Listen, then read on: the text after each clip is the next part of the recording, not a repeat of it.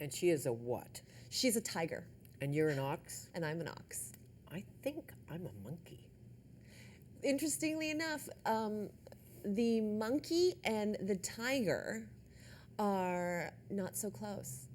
Really? Yes, yes. I wonder what would happen if Fanny Kiefer met the Squawking Chicken. I don't know, but has anybody interviewed the Squawking Chicken on TV, on radio? Have you hauled her along at all on this journey? She has not appeared yet. I don't know if that'll change, but as of today, talking to you, not yet. Does she want to? She's very nervous about conversing in English. If you were interviewing in Cantonese, no problem. Well, that won't happen on my watch. But I would love to meet her. She sounds like a wonderful character and a bit strict with you because she somehow knew when you were a little one that you needed a firm hand. Not a bit strict, very strict. My parents took me to a monk who did a reading, and after touching my head and getting my energy, I was like 10 months old. I was very little. He wrote down on a scroll 4 words in Cantonese, and they amounted to this child needs a firm hand, essentially. My grandfather said about me, remember that God has an arm around your shoulder and a hand over your mouth. Never forget that.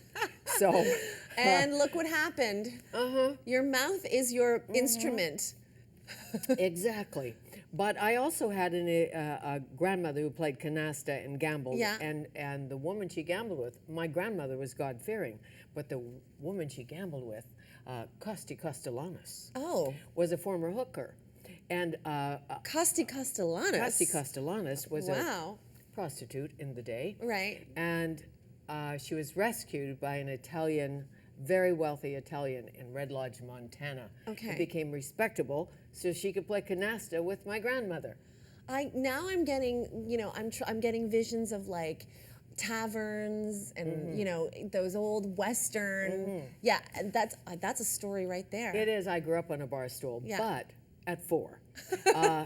Mrs. Castellanos, red lips, cigarette hanging out. Can't you? Tendril, like a with hair up, but with a tendril. Yes, and red nails. Corset. I don't think corset, but cigarettes. Yes, got it. And Rolled red her nails. own. Red nails. Red nails, and you're little, beside the canasta table, thinking, when I grow up, I want those nails. It couldn't be more glamorous, right? And what part of your mother did you want to be when you were younger and now? The image that you just evoked was how I saw my mother at the mahjong table. Long red nails, smoking a cigarette, playing this glamorous game, this grown-up mahjong game that I desperately wanted to learn. I come from a family of gamblers, a family of mahjong experts. I now am a mahjong expert. You are? I am, yeah. I could take anyone down.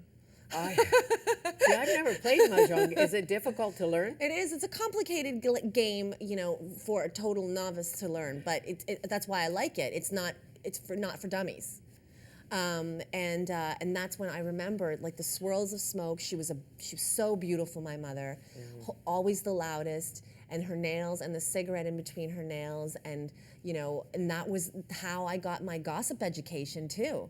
Because that's where gossip was born for me, at the mahjong table. These ladies clucking away while playing mahjong overnight.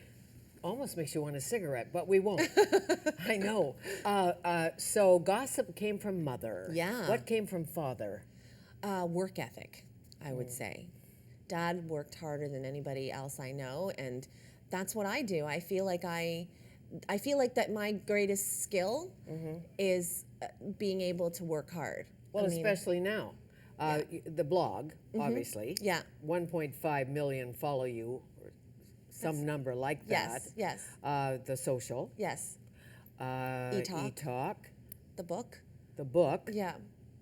And the mother. And the mother and the husband and friends, and it's a full life, and it's a lot of jobs. It's part of it is the immigrant mentality, which I talk about in the book. Is like, when you're raised by immigrants who have to scrape and fight for everything, you don't say no to a job. So I'll work 8 jobs, I'll work 10 jobs, I'll find a way, I'll find the time. Because the chicken said to you, the squawking chicken said to you often, a pretty, So first what of all, pretty? you're not so pretty. She did say to me, you're not that, like, really, you're quite ordinary looking. I was the one, she said. I was the one. I was the beautiful one. You should have seen me. And it's true. She was unbelievably beautiful. So she would say to me, you're not pretty enough.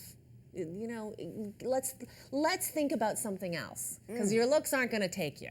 How about your personality, dear? Do you have that? And Mother said, your mom, Yes. I am always look good. I am always looks good. I'm always looks good. Yes, you, well, Yeah. let's see. And was she a big Chinese opera fan? She had a Chinese opera circle. What was that about? She's, they always are, she and her group of friends and, people who've come over from Hong Kong need things to occupy their time. If it's not winemaking, it's calligraphy or Chinese opera lessons. So she was, doing Chinese opera lessons for a while. I don't know if you've ever heard Chinese opera. Have you heard it? Once. It's hard to take for the Western ear. How about that? That's very politically correct for you. Yes. And then when you have a voice like my mother's and you're singing Chinese opera, I mean, my poor husband, his first time hearing Chinese opera was when she was in rehearsal, and he was like, I don't know. Am I marrying this, really? Yeah. And you are. And did she? And he did. Did she approve of him? She did approve From the of beginning? him. From the beginning. She put him through a series of tests that he passed. The first time he came over to the house, she asked him to help her with her 24-hour pee-pee. She was urinating for testing over a 24-hour period into a jug, which had been put away into a cupboard. She couldn't reach it, or she pretended she couldn't reach it, and he had to reach for it for her. Now imagine you're like 25, hunky guy, go into like a strange Chinese home, and the woman asks you to handle her 24-hour pee-pee jug, and he did it. No problem. That was the first test. That was the first Are test. there tests today still? Today- Is she constantly? No, not anymore No. for him. She's squawking at him too. Cut your hair. It's too long. Like, you look like a beggar. Don't do this. You're too fluffy. Fluffy? Lose some weight. Yes. Oh, too fluffy. Yeah. Well, in that case, I think if I've got the rules right, you should eat papaya.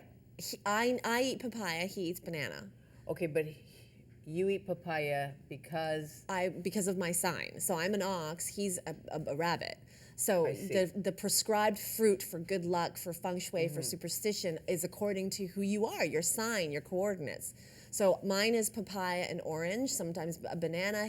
For him, it's banana. Okay, and she's big on soup too, as I understand Big on it. Chinese soup, yeah.